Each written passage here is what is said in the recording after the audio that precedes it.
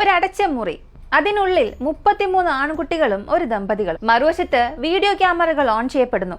പിന്നെ ഉണ്ടായത് ഇന്ത്യയുടെ സ്വന്തം എപ്സ്റ്റീൻ ഫയലാണ്. ജെഫ്രി എപ്സ്റ്റീന്റെ ഫയൽ പുറത്തു വന്നപ്പോൾ ലോകം മുഴുവനും ഞെട്ടിപ്പോയി.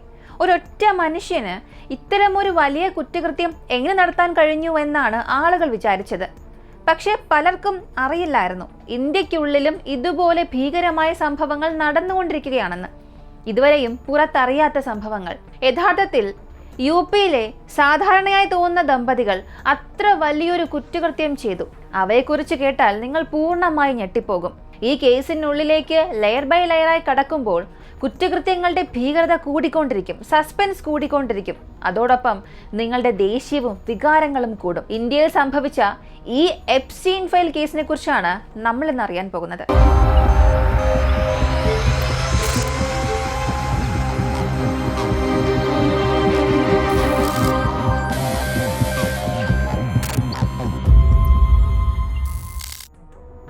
ഈ കഥയുടെ തുടക്കം 2010 യുപിയിലെ ബന്ദ ജില്ലയിൽ നിന്നാണ്. അന്നാണ് റാം ഭവൻ എന്ന ആളിന് ജൂനിയർ എഞ്ചിനീയറായി ജോലി ലഭിച്ചത്. അതിനൊപ്പം തന്നെ അദ്ദേഹവും ഭാര്യ ദുർഗാവതിയും ബന്ദ ജില്ലയിലേക്ക് മാറി താമസിക്കാൻ തുടങ്ങി. പുറമെ നോക്കുമ്പോൾ ഈ ദമ്പതികൾ വളരെ സാധാരണക്കാരായി തോന്നുമായിരുന്നു. ഒരു സർക്കാർ ജോലി ചെയ്യുന്ന സാധാരണ ആളെ നമ്മൾ കാണുന്ന പോലെ അതേ ലളിതമായൊരു രൂപം. പക്ഷേ ഈ ലളിതമായ മുഖത്തിന് പിന്നിൽ എത്ര വലിയ കുറ്റകൃത്യങ്ങളാണ് നടന്നുകൊണ്ടിരുന്നത് എന്ന് ആരും അറിഞ്ഞില്ല. സർക്കാർ ഉദ്യോഗസ്ഥർക്ക് സാധാരണയായി സർക്കാർ വക വീടാണ് നൽകുന്നത്. എന്നാൽ ഇവർ സർക്കാർ വീട് ഒഴിവാക്കി ഒരു വലിയ അപ്പാർട്ട്മെന്റ് വാടകയ്ക്കെടുക്കുകയായിരുന്നു. 2010 അവരവിടെ താമസം തുടങ്ങുമ്പോൾ നാട്ടുകാരുമായി സംസാരിച്ച് വളരെ നല്ലൊരു ഇമേജ് അവർ ഉണ്ടാക്കി. വർഷങ്ങളായിട്ടും തങ്ങൾക്ക് കുട്ടികളില്ല എന്നവർ എപ്പോഴും പറയുമായിരുന്നു. അതിനാൽ ചുറ്റുപാടിലെ കുട്ടികളെ സ്നേഹിക്കുകയും ശ്രദ്ധിക്കുകയും ചെയ്യണമെന്ന് തങ്ങൾ ആഗ്രഹിക്കുന്നുവെന്നും അവർ പറഞ്ഞു. അങ്ങനെ ഒരു സൊസൈറ്റിയിൽ അവർ വളരെ നല്ലവരായി മാറി. കുട്ടികൾ പോലും അവരെ സാന്റാക്ലോസ് അങ്കിൾ ആന്റി എന്ന് വിളിക്കാൻ തുടങ്ങി. പുറത്തുനിന്ന് അവർ എത്ര സിമ്പിൾ ആയിരുന്നാലും അവരുടെ മനസ്സ് അത്രയും കറുപ്പായിരുന്നു. അവർ താമസിക്കാൻ തിരഞ്ഞെടുത്ത ആ പ്രദേശവും സാധാരണയായി സമ്പന്നർ അല്ലാത്തവരുടെ ഇടയിലായിരുന്നു. സാമ്പത്തികമായി ബുദ്ധിമുട്ടുള്ള കുടുംബങ്ങൾ കൂടുതലായി താമസിക്കുന്ന ഒരു പ്രദേശം. ഇതിന് പിന്നിലെ കാരണം ഈ കഥ മുന്നോട്ട് പോകുമ്പോൾ നിങ്ങൾക്ക് മനസ്സിലാകും. അവിടെ താമസം തുടങ്ങി കുറച്ച് മാസങ്ങൾക്ക് ശേഷം റാം ഭവന് തോന്നി സർക്കാർ ജോലിയിൽ നിന്നും ലഭിക്കുന്ന ഈ പണം തന്റെ സ്വപ്നങ്ങൾ നിറവേറ്റാൻ മതിയാകുന്നില്ല എന്ന്. ഈ ചിന്ത ഭാര്യ ദുർഗാവതിയും സമ്മതിച്ചു. അതിനുശേഷം അവരുടെ മനസ്സിൽ ഒരു ഭീകരമായ കുറ്റകൃത്യത്തിന്റെ പദ്ധതി ജനിച്ചു. അതൊരു ചെറിയ കുറ്റകൃത്യമല്ല. കേട്ടാൽ പോലും ആളുകളെ വല്ലാതെ ഭയപ്പെടുത്തുന്ന, വല്ലാതെ ദുഃഖത്തിലാഴ്ത്തുന്ന ഒരു പദ്ധതിയായിരുന്നു. 2010 ഒക്ടോബറോടെ റാം ഭവൻ ആ വലിയ കുറ്റകൃത്യത്തിന്റെ മുഴുവൻ പദ്ധതിയും തയ്യാറാക്കി. ആദ്യം അവർ ലക്ഷ്യമിട്ടത് ദരിദ്ര കുടുംബങ്ങളെ ആയിരുന്നു. പാർക്കുകളിലേക്ക് അവർ പോകും, അവിടെ കളിക്കുന്ന കുട്ടികളുമായി സംസാരിക്കും, അവർക്ക് സ്നേഹം കാണിക്കും.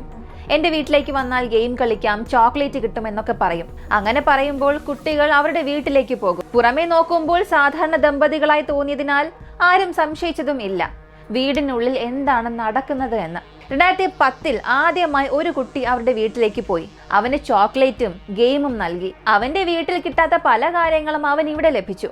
അതുകൊണ്ട് ആ കുട്ടി വളരെ സന്തോഷിച്ചു. അവന്റെ മനസ്സിൽ ആ ദമ്പതികളെ കുറിച്ചൊരു നല്ല ഇമേജ് രൂപപ്പെട്ടു. ഈ അങ്കിളും ആന്റിയും എന്റെ മാതാപിതാക്കളെക്കാൾ എത്രയോ നല്ലവരാണ് എന്നവൻ കരുതാൻ തുടങ്ങി. പക്ഷെ പിന്നീട് ഈ വിശ്വാസം തന്നെ അവന്റെ ജീവിതം തകർക്കാൻ കാരണമായി മാറി.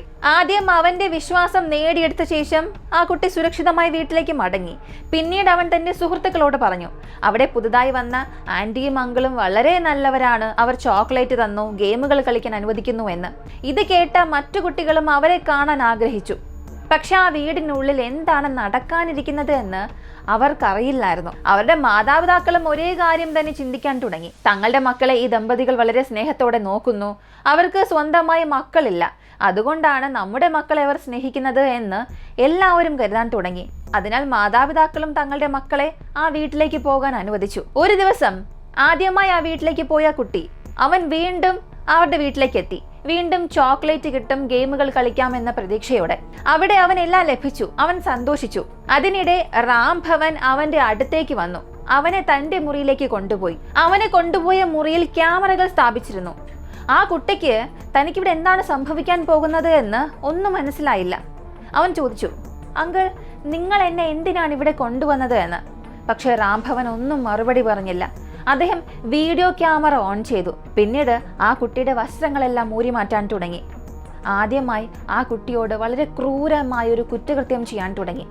അല്പസമയത്തിനുള്ളിൽ ദുർഗാവതിയും അവിടെ എത്തി. പിന്നീട് അവർ ആ കുട്ടിയോട് ചെയ്ത എല്ലാ കാര്യങ്ങളും വീഡിയോ ആയി റെക്കോർഡ് ചെയ്തു. ആ വീഡിയോ പിന്നീട് കമ്പ്യൂട്ടറിൽ സൂക്ഷിച്ചു.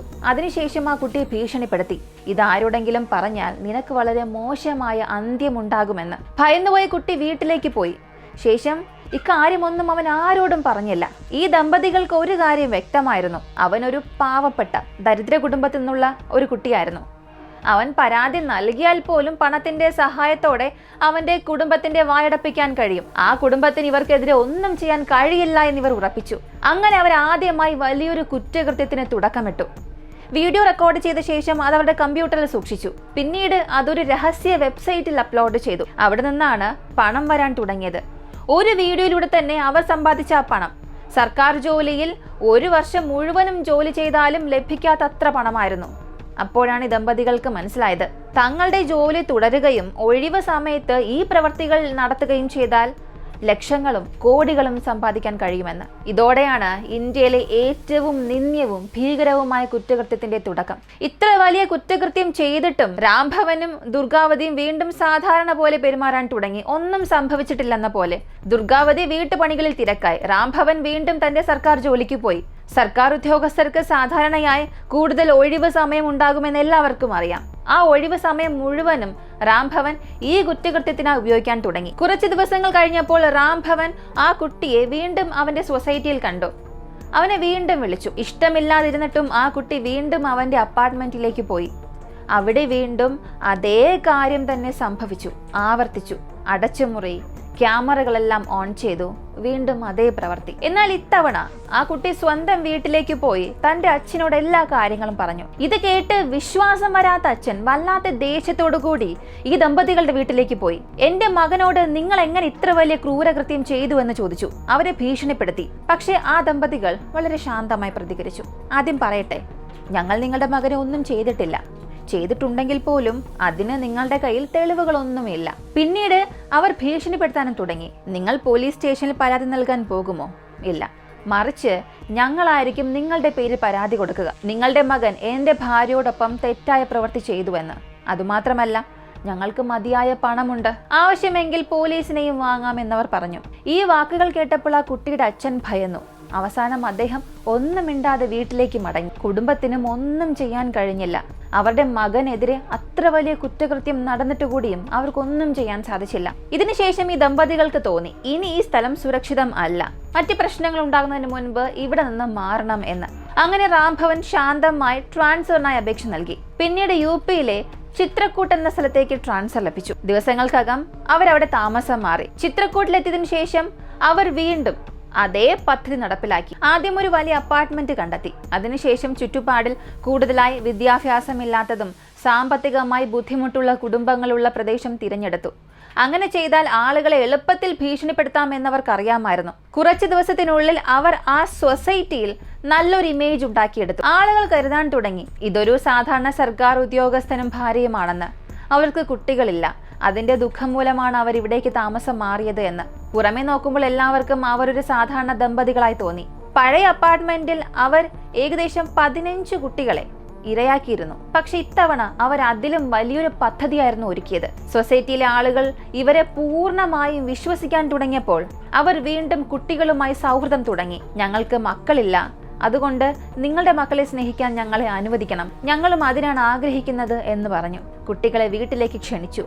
ഗെയിംസ് കളിപ്പിച്ചു, ചോക്ലേറ്റ് നൽകി. സാധാരണയായി കുട്ടികളെ എങ്ങനെ വലയിലാക്കാമെന്ന് അവർക്ക് നന്നായി അറിയാമായിരുന്നു. വർഷങ്ങളായി അവർ ഇതേ കാര്യം ആവർത്തിച്ചുകൊണ്ടിരിക്കുകയല്ലേ. ഇതുവരെ അവർ ഈ കുറ്റകൃത്യത്തിലൂടെ ലക്ഷക്കണക്കിന് രൂപ സമ്പാദിച്ചിരുന്നു. വീണ്ടും അതേ രീതിയിൽ തന്നെ തുടരുകയും ചെയ്തു. ആദ്യം ഒരു കുട്ടി, പിന്നെ മറ്റൊരാൾ, ഇങ്ങനെ പതിയെ പതിയെ കൂടുതൽ കുട്ടികളെ ഇരയാക്കി. എപ്പോഴെങ്കിലും ഏതെങ്കിലും കുട്ടിയുടെ മാതാപിതാക്കൾ ശബ്ദമുയർത്താൻ ശ്രമിച്ചാൽ പണവും ഭീഷണിയും ഉപയോഗിച്ച് അവരുടെ വായ അടപ്പിക്കുമായിരുന്നു. അതിനുശേഷം ഈ ഭീകര കുറ്റകൃത്യം വീണ്ടും തുടരുമായിരുന്നു. പക്ഷേ 2020 ഒക്ടോബർ മാസത്തിൽ ഈ ദമ്പതികൾക്ക് മോശകരമായ സമയം ആരംഭിക്കാനിരിക്കുകയായിരുന്നു. ഇപ്പോൾ ഈ കേസ് UP-യിലോ ഇന്ത്യയിലോ മാത്രം ഒതുങ്ങിയില്ല. ഈ കുറ്റകൃത്യത്തിലേക്ക് അന്താരാഷ്ട്ര തലത്തിൽ ശ്രദ്ധ തിരിഞ്ഞിരുന്നു. Organisation Interpol, international criminal police organisation, ഇവർ ഈ കേസ് ശ്രദ്ധിച്ചു. എന്നിട്ട് ഇന്ത്യൻ സർക്കാരിന് വിവരം അറിയിച്ചു. ഇന്ത്യയിൽ ഒരു ദമ്പതികൾ ചില കുട്ടികളോടൊപ്പം ചെയ്ത കുറ്റകൃത്യങ്ങളുടെ വീഡിയോസ് ലോകത്തിലെ 40-ലധികം രാജ്യങ്ങളിൽ പ്രചരിക്കുകയാണെന്ന് ഇന്റർപോൾ അറിയിച്ചു. അതോടൊപ്പം തന്നെ ഈ ദമ്പതികളുടെ ഫോൺ നമ്പർ ഉൾപ്പെടെയുള്ള നിരവധി വിവരങ്ങളും അവർ ഇന്ത്യൻ അധികാരികൾക്ക് കൈമാറി. ഈ വിവരങ്ങളുടെ അടിസ്ഥാനത്തിൽ 2020 ഒക്ടോബർ മാസം 31 ഇന്റർപോൾ നൽകിയ വിവരപ്രകാരം ഇന്ത്യൻ പോലീസ് ആദ്യ FIR രജിസ്റ്റർ ചെയ്തു. അതോടെയാണ് ഔദ്യോഗികമായ അന്വേഷണത്തിന് തുടക്കം കുറിച്ചത്. അല്പസമയത്തിനുള്ളിൽ ഈ ഫോൺ നമ്പർ ട്രേസ് ചെയ്ത് രാംഭവന്റെ ലൊക്കേഷൻ കണ്ടെത്തി. 2020 നവംബർ മാസം 17 UPയിലെ ചിത്രക്കൂട്ടിൽ വെച്ച് രാംഭവനെ അറസ്റ്റ് ചെയ്തു. ആദ്യം പോലീസിന് തോന്നിയത് ഈ കുറ്റകൃത്യത്തിന് പിന്നിൽ ഒരാൾ മാത്രമാണെന്ന്, രാംഭവൻ എന്ന്. പക്ഷേ അവർക്കിപ്പോഴും അറിയാത്തൊരു വലിയ സത്യം ഉണ്ടായിരുന്നു. ഈ കുറ്റകൃത്യത്തിന്റെ പ്രധാനപ്പെട്ട ഒരു പങ്കാളിയായിരുന്നു ദുർഗാവതി. അവൾ ഇപ്പോഴും പുറത്തായിരുന്നു. UP പോലീസ് രാംഭവനിൽ നിന്നും വിവരങ്ങൾ ശേഖരിക്കാൻ തുടങ്ങി. അതേസമയം ഈ പദ്ധതിയുടെ യഥാർത്ഥ മാസ്റ്റർ മൈൻഡായ ദുർഗാവതി തന്റെ ഭർത്താവിനെ രക്ഷിക്കാൻ ശ്രമിച്ചു. പിന്നിൽ നിന്നും തെളിവുകളെല്ലാം ഇല്ലാതാക്കാൻ ശ്രമിക്കുകയായിരുന്നു. എന്നാൽ ഈ തെളിവുകൾ നശിപ്പിക്കുന്ന ശ്രമത്തെക്കുറിച്ച് പോലീസിന് ഉടൻ തന്നെ വിവരം ലഭിച്ചു. പിന്നീട് പോലീസ് ഇരുവരുടെയും ലാപ്ടോപ്പും രഹസ്യമായി സ്ഥാപിച്ചിരുന്ന ക്യാമറകളും കണ്ടെടുത്തു. പോലീസ് ഇവയെല്ലാം പിടിച്ചെടുത്ത ശേഷം അതിനുള്ളിലുണ്ടായിരുന്ന ഡാറ്റ പരിശോധിച്ചു. അതിനുള്ളിൽ നിന്നും നിരവധി വീഡിയോ കണ്ടെടുത്തു. ഇതോടെ ഈ കുറ്റകൃത്യത്തിന്റെ ശക്തമായ തെളിവുകൾ പോലീസിന് ലഭിച്ചു. ഇതോടെ പോലീസിന് വ്യക്തമായി ഈ കുറ്റകൃത്യത്തിൽ ദുർഗാവതിയും ഒരു പ്രധാനപ്പെട്ട കുറ്റവാളിയാണെന്ന്. വീഡിയോയിൽ പ്രത്യക്ഷപ്പെട്ടിരുന്ന കുട്ടികളെയും പോലീസ് തിരിച്ചറിഞ്ഞു. പിന്നീട് അവരുടെ മൊഴികളും രേഖപ്പെടുത്തി. ഈ തെളിവുകളുടെ അടിസ്ഥാനത്തിൽ 2021 ഫെബ്രുവരിയിൽ ഏകദേശം 700 പേജുകളുള്ള ചാർജ് ഷീറ്റ് കോടതിയിൽ സമർപ്പിച്ചു. അതിനുശേഷം വർഷങ്ങൾ കടന്നുപോയി. ഏകദേശം 5 വർഷത്തോളം കേസ് കോടതിയിൽ തുടർന്നു. പക്ഷെ അതുവരെയും ആ ദമ്പതികൾക്ക് വലിയ ശിക്ഷയൊന്നും ലഭിച്ചില്ല. അവസാനം 2026 ഫെബ്രുവരി മാസം 20 കോടതി അന്തിമ വിധി പ്രഖ്യാപിച്ചു. അതിൽ ഈ ദമ്പതികൾക്ക് കർശനമായ ശിക്ഷ വിധിക്കപ്പെട്ടു. ഈ വീഡിയോ ചെയ്യുന്നതിന്റെ പ്രധാനപ്പെട്ട ഉദ്ദേശം ഒന്ന് മാത്രം: നിങ്ങൾ എപ്പോഴും ജാഗ്രത പാലിക്കണം. പലപ്പോഴും നമുക്ക് മുന്നിലുള്ളവർ സാധാരണ ആളുകളെ പോലെ തോന്നാമെങ്കിലും അവർക്ക് തന്നെ നമ്മുടെ വീട്ടിലെ കുട്ടികളോട് ഭീകരമായ കുറ്റകൃത്യം ചെയ്യാൻ കഴിയും. കുട്ടികളുടെ സുരക്ഷ അത് ഏറ്റവും പ്രധാനമാണ്.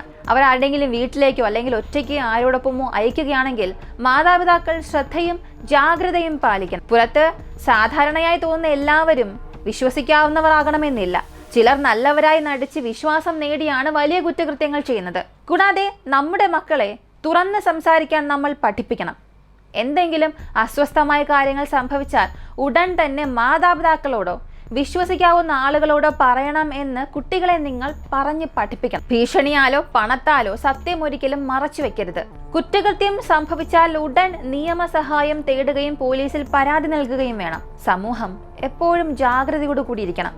അയൽവാസികൾക്കും സമൂഹത്തിനും കുട്ടികളുടെ സുരക്ഷയിൽ വലിയ പങ്ക് തന്നെയുണ്ട്. സംശയാസ്പദമായ കാര്യങ്ങൾ കണ്ടാൽ ഒരിക്കലും അത് അവഗണിക്കരുത്. ഒരാളോടുള്ള വിശ്വാസം അത് നല്ലതാണ്, പക്ഷേ സുരക്ഷ അതിലും പ്രധാനമാണ്. ജാഗ്രതയോടിരിക്കുക, കുട്ടികളെ സുരക്ഷിതരാക്കുക. ഈ ഒരു വീഡിയോയെ കുറിച്ചുള്ള നിങ്ങളുടെ അഭിപ്രായം എന്താണെന്നുള്ളത് കമന്റിൽ പറയുക. ഇങ്ങനെയുള്ള വളരെ വ്യത്യസ്തമായ യഥാർത്ഥ ട്രൂ ക്രൈം കേസുകളെ കുറിച്ച് താല്പര്യമുള്ളവരാണ് നിങ്ങളെങ്കിൽ നിങ്ങൾക്കിപ്പോൾ തന്നെ നമ്മുടെ ചാനൽ സബ്സ്ക്രൈബ് ചെയ്യാം. ഇതുവരെയും ഒരു ലൈക്ക് പോലും ചെയ്യാതെ കണ്ടുകൊണ്ടിരിക്കുന്നവരാണ് നിങ്ങളെങ്കിൽ ഇപ്പം തന്നെ ഒരു ലൈക്ക് ചെയ്ത് സപ്പോർട്ട് ചെയ്യാം. നിങ്ങൾ നൽകുന്ന ലൈക്കും കമൻസും ഒക്കെ എനിക്ക് വലിയ മോട്ടിവേഷൻ ആകും. മറ്റൊരു വീഡിയോയുമായി വീണ്ടും കാണാം.